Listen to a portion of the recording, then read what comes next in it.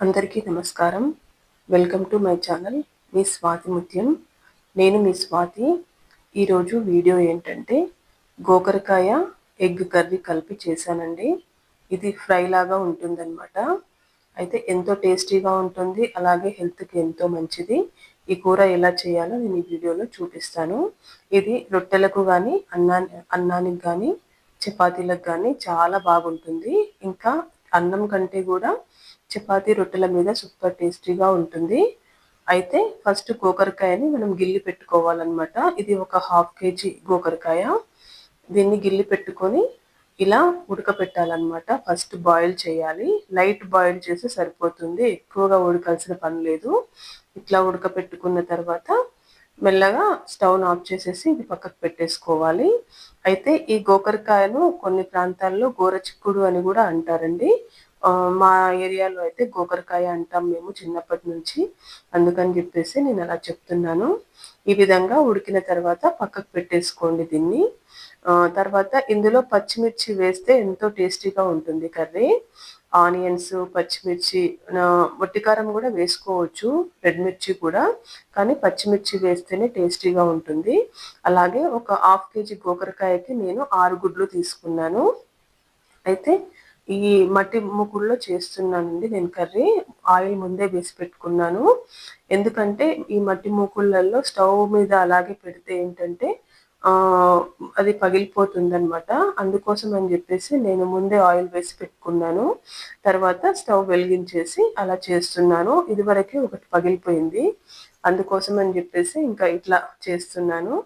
అందులో ఆవాలు, జీలకర్ర అలా వేసుకోండి. వేసుకున్న తర్వాత అవి వేగిన తర్వాత ఇలా ఆనియన్స్ వేసేసేయండి. ఇలా ఆనియన్స్ వేగిన తర్వాత ఎగ్స్ వేసుకోవచ్చనమాట. ఆనియన్స్ బాగా వేగాలి. ఇందులో ఉంటే అల్లం వెల్లుల్లి పేస్ట్ గూడా వేసుకోవచ్చు. నా దగ్గరైతే ప్రస్తుతానికి లేదు. అల్లం వెల్లుల్లి పేస్ట్ అయిపోయిందనమాట. నేను ఒక 15 డేస్, 20 డేస్‌కి అట్లా పట్టి పెట్టుకుంటాను. అయిపోయింది అది. నేను ఎల్లిపాయలు మాత్రం వేస్తున్నాను. ఇలా వేగిన తర్వాత ఇందులో కరివేపాకు కూడా వేసేసుకొని కలుపుకోండి. బాగా ఆనియన్స్ అనేది బాగా వేగాలన్నమాట. ఏమాత్రం పచ్చి లేకుండా. ఎందుకంటే ఎగ్స్ వేస్తాం కాబట్టి పచ్చి అనేది అసలు ఉండకూడదు కర్రీ. ఆ తర్వాత ఆనియన్స్ అన్నీ వేగిన తర్వాత ఎగ్స్ వేసుకోవచ్చు. ఆలోపు మనం పచ్చిమిర్చి మిక్సీ పట్టి పెట్టుకోవాలండి. ఇందులో కావాల్సినంత ఉప్పు వేసుకొని అయితే నేను అల్లం వెల్లుల్లి పేస్ట్ లేదు కాబట్టి ఓన్లీ వెల్లుల్లిపాయలు మిక్సీకి వేస్తున్నాను. అలా కూడా వేసుకోవచ్చు. ఉంటే అల్లం వెల్లుల్లి పేస్ట్ కూడా వేసుకోవచ్చు అనమాట. ఇలా కొన్ని వెల్లుల్లిపాయలు అయితే మిక్సీకి వేసి వేస్తున్నాను. అందులో కావాల్సినంత ఉప్పు. నేను కరివేపాకు ఎక్కువగా వాడతాననమాట. మిక్సీలో కంపల్సరీ కరివేపాకు వేసేస్తాను. తర్వాత ఇందులో ఎగ్స్ కొట్టేసి పెట్టుకోండి. ఆనియన్స్ వేగిన తర్వాత ఎగ్స్ అయితే కొట్టేసి పెట్టుకోండి. నేనైతే ఒక హాఫ్ డజన్ ఎగ్స్ వేస్తున్నాను. కావాలంటే ఎక్కువ కూడా వేసుకోవచ్చు అనమాట. అది మన ఇష్టం, మన టేస్ట్‌ని బట్టి. నేనైతే ఒక హాఫ్ డజన్ వేస్తున్నాను. ఈ ఎగ్స్ అన్నీ మంచిగా వేగాలన్నమాట. ఎందుకంటే అస్సలు పచ్చి వాసన అనేది ఉండకూడదు. గోకరకాయ కర్రీ మనము ఆల్రెడీ ఉడకబెట్టి ఉంటుంది కాబట్టి ఇవన్నీ ముందే మంచిగా డీప్ ఫ్రై చేసుకోవాలన్నమాట. డీప్ ఫ్రై అంటే కొంచెం ఆయిల్ కర్రీలోనే కానీ కొంచెం బాగా వేగనివ్వాలన్నమాట. ఇలా మంచిగా వేగాలి. మంచిగా కలియబెట్టుకోండి. తర్వాత ఇందులో మనము మిక్సీ చేసుకున్న పచ్చిమిర్చి పేస్ట్ అది వేసేయొచ్చనమాట. కానీ ఎగ్స్ మాత్రం బాగా వేగాలన్నమాట. పచ్చివాసన అనేది అస్సలు ఉండకుండా వేగాలి. అయితే ఈ కర్రీ చాలా హెల్తీ అనమాట. ఇందులో కావాల్సినంత ఫైబర్ ఉంటుంది. కావాల్సినంత ప్రోటీన్ ఉంటుంది మనకు. పిల్లలకి పెడితే చాలా మంచిది. చిన్నప్పటి నుంచి అలవాటు చేయండి పిల్లలకు అలాగా. ఎందుకంటే చిన్నప్పటి నుంచి అలవాటు చేస్తే వాళ్ళు ఇష్టంగా తింటారు. తర్వాత ఈ పేస్ట్ ఉంది కదా! ఇది వేసేయండి. ఇది వేసేసి ఇది కూడా పచ్చివాసన అంతా పోయేలాగా మంచిగా ఫ్రై చేసుకోండి. ముందు ఎగ్గు ఇవి పచ్చిమిర్చి పేస్టు ఎంత ఫ్రై చేసుకుంటే అంత టేస్టీగా ఉంటుందన్నమాట కర్రీ. అయితే ఇందులో ఉంటే పచ్చి కొబ్బరి కూడా వేసుకోవచ్చు. కానీ నా దగ్గర ఇప్పుడు లేదనమాట. అందుకోసం అని చెప్పేసి నేను స్కిప్ చేశాను. పచ్చి కొబ్బరి వేసుకుంటే కూడా చాలా టేస్టీగా ఉంటుందండి కర్రీ. నేనైతే ఎండు కొబ్బరి ఎక్కువగా వాడననమాట. ఉంటే పచ్చి కొబ్బరి వాడతాను. లేదంటే ఎండు కొబ్బరి ప్లేస్‌లో కాజు కానీ నువ్వులు కానీ అట్లా పేస్ట్ చేసుకొని అట్లా వాడతాను. ఇప్పుడు ప్రస్తుతానికైతే నేను వేయట్లేదండి. ఉంటే గనక వేసి చూడండి ఒక్కసారి, మీరే అబ్బా ఎంత బాగుంది టేస్ట్ అని అనుకుంటారు.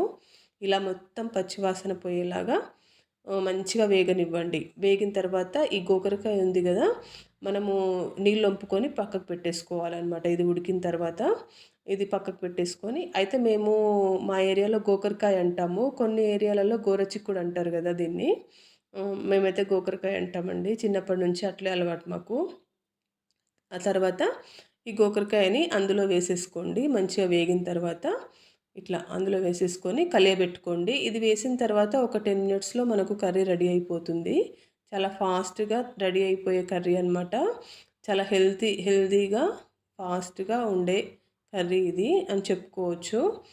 హెల్త్కి కూడా చాలా మంచిది. ఇది చపాతీలలోకి కానీ రొట్టెలకు కానీ బాగుంటుంది, అన్నంలోకి కూడా బాగుంటుంది, కానీ ఇంకా చపాతీకి కానీ జొన్న రొట్టెకి కానీ సూపర్ టేస్టీగా ఉంటుంది. ఇట్లా మొత్తం మంచిగా నీట్గా కలుపుకోండి. ఈవెన్గా కలుపుకొని కొద్దిసేపు మూత పెట్టేస్తే ఇంకా అదే మంచిగా డీప్ ఫ్రై అయిపోతుంది అనమాట. బాగా పచ్చి లేకుండా ఫ్రై అవ్వాలి ఈ కర్రీలో టేస్ట్ అదే అనమాట. పచ్చి పచ్చిగా ఉంటే కనుక ఆ పూటకి బాగానే ఉంటుంది, కానీ మళ్ళీ నెక్స్ట్ పెట్టుకోవడానికి కొంచెం ఎగ్ వేస్తాం కదా, అందులో కొంచెం స్మెల్ లాగా వస్తుందన్నమాట. అందుకోసం అని చెప్పేసి బాగా ఫ్రై అవ్వనివ్వండి కర్రీని. మొత్తం నేను సిమ్లో పెట్టేసే చేస్తానండి కర్రీస్. ఎందుకంటే ఇంకా ఈ కుండలు తెచ్చిన తర్వాత ఇంకా భయం వేస్తుంది అనమాట, ఎక్కువ మంట పెడితే ఎక్కడ పగిలిపోతాయో అని. అందుకోసం అని చెప్పేసి సిమ్లో పెట్టేసి చేస్తున్నాను. చూసారు కదా కలర్ఫుల్గా ఎంత మంచిగా రెడీ అయిపోయిందో గోకరకాయ ఎగ్ కర్రీ. సూపర్ టేస్టీగా ఉంటుందండి. ఒకసారి ట్రై చేసి చూడండి.